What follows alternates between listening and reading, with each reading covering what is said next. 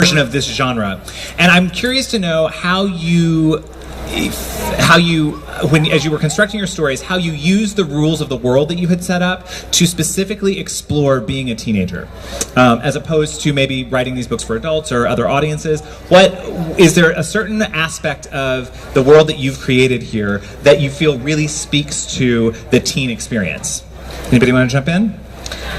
For me, I'm writing a little bit about how teenagers can, and I'm not speaking for all teenagers, but I definitely, from what I remember from being a teenager myself, is that you often feel like you have these adult bodies and starting to have these adult responsibilities, and yet you still have other people controlling your life, whether it's for school or your schedule, anything like that. And so one of the things that's exciting about writing these characters, especially in this dystopian world, is putting them in this dark place where adults are trying to kind of puppet master them, and then a teenager can kind of, along with exploring their regular issues of identity and coming into their own, start to figure out how they fit in with other people trying to manipulate situations and choosing their own destiny.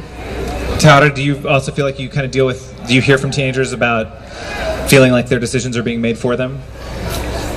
I think that's certainly true. I actually really liked Rachel's response just now, because I think it's something that I wasn't even actively thinking about. But at least in this story, for me, I think it's taking the average teenage experience, the adolescent experience, to an extreme. When you're dealing with characters with paranormal abilities, it's like a metaphor for I'm weird and I feel like I don't fit in and there's something different about me and nobody really understands me, and you put them in these really extreme situations that sort of mimic real life, but in the end you turn them into superheroes. So you glorify the thing that makes them different, which is, I think, what ultimately happens to all of us. Like we grow up and we eventually learn that our differences are what actually make us extraordinary.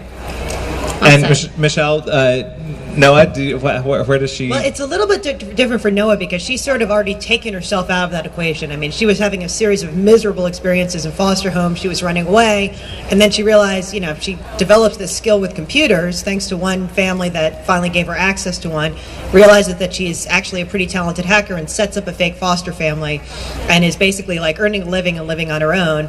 The downside to that is there's no one to miss her when she's taken. So it's almost like the flip of that situation, and basically my series is set pretty much in our world. I mean, I change very little. It's mostly taking place in and around Boston. All the places are real. It's not really paranormal. The only thing that's different is that there's a disease called PIMA, which only affects teenagers, and there is no cure, and it's got a almost 100% fatality rate. So that's the only shift that I made. I love what you just said about no one to miss you when you're taken. What you described, setting up your own fake foster family where you're the controller of your destiny, you can make all your own decisions. Yeah. I feel like there's a sort of careful what you wish for Exactly, element. there's a downside to it. Yeah, interesting. And Kirsten, what about you? Rachel pretty much gave my answer word for word. Thanks a lot. I hate her. No, I love her, actually. She's brilliant. But one of the reasons why I write for teens, I do often get asked, when are you going to start writing for adults? Like, that's when you'll be a real writer. I'm like, please, bless, never. Sorry, adults, we're boring. I really like the questions that you ask in teen stories, that who am I, who do I want to be, because teens are setting the foundation for who you're going to be for the rest of your life. Once you're an adult, you've already made so many decisions that set the course, and so I just love the really big questions that teenagers face. Also, kissing scenes when it's your first kiss, so much better than like when you're an adult and you've been dating for 5 years and you're like, please, this is the worst date ever. It's just not fun. It's just not. I actually got married as a teenager, so I wouldn't know.